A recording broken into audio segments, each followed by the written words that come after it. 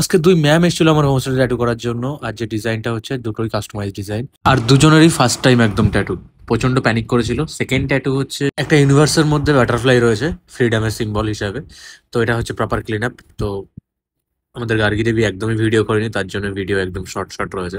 তো তোমরা দেখে যাই এটা কেমন লাগছে, কনসেপ্টটা কেমন লাগছে আলাদা করে। আর অন্য বাটারফ্লাই থেকে এটা সেম বাটারফ্লাই কিন্তু থট আলাদা। আর গার্গী দেবীর যে ট্যাটুটা রয়েছে সেটা তার নিজের কাস্টমাইজ ডিজাইন। তার মধ্যে হয়তো আমি হালকা পাতলা কিছু অ্যাড করেছি। দেন এটা হচ্ছে ফাইনাল ক্লিন আপ রেজাল্ট। তোমরা দেখে জানো এটা তোমাদের কেমন লাগছে। আর লেখাগুলোর খুবই একদম ছোট ছোট ছিল, কারণ একদম ফন্টে ট্যাটুটা হচ্ছিল। তো তার জন্য যতটা ছোট করা যেতে পারে আমরা ততটা করেছিলাম, যাতে স্টিল বোঝা যায়।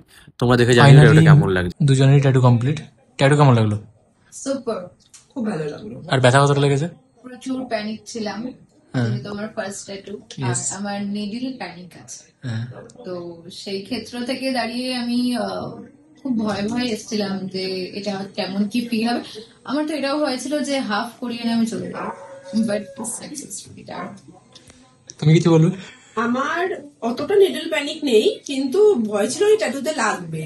একটু লেগেছে, বাট বিয়ারেবল, সেটা তো কোনো অসুবিধা নেই, সবাই করতে পারে, এরকম কোনো ব্যাপার না। মানে যতটা ভয় পেয়েছিলাম আমি এক্সট্রা অ্যাড করবো ওকে, বলো। দাদার বিহেভিয়ার, যেটা আমি দাদাকে ফোনে বলেছিলাম, প্রচুর হোম স্টুডিও, হোমলি বিহেভিয়ার, মানে দাদা ফিল হতেই দেয়নি যে লাগতে পারে।